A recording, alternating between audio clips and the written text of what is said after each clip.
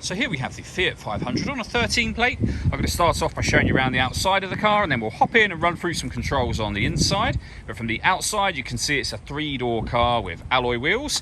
Let's start off inside the boot and then work our way around the rest of the car from there. Given the size of the car, you can see we have plenty of boot space. We also have that 50-50 split folding rear seat should you wish to increase this space even further. Okay, so we're just going to work our way back round to the front of the car, and then we'll hop in and run through some controls on the inside. But now that we've done a full circle of it, you can see it's in excellent condition the whole way round. Just briefly before we climb in, I think it's well worth seeing the interior from this exterior point of view. There's plenty to run through on the dashboard, so let's hop in and we'll do that now.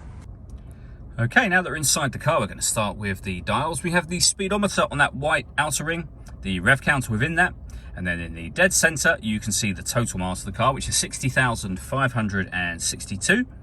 We also have the fuel gauge and coolant temperature gauges in there as well.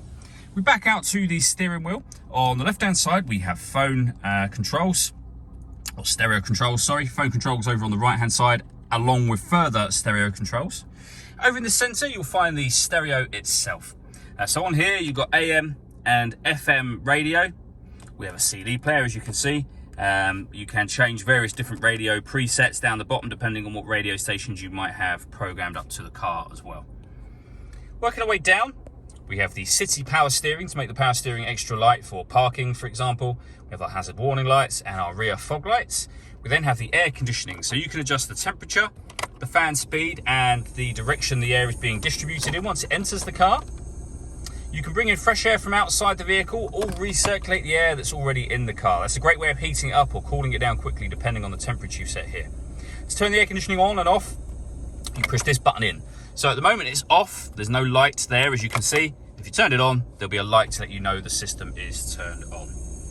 Working our way down, we have the electric driver and passenger windows, and then a 5-speed manual gearbox. Down the bottom here, we then have auxiliary input and USB input for your music, and a 12-volt charging socket as well.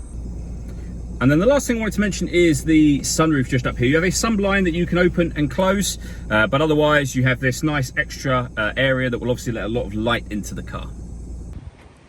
All that leaves me to say is thank you for taking the time to watch this video. If you'd like to come and see the car in person and have a test drive, please feel free to give us a call here at Glenbourne's. We'd love to hear from you soon.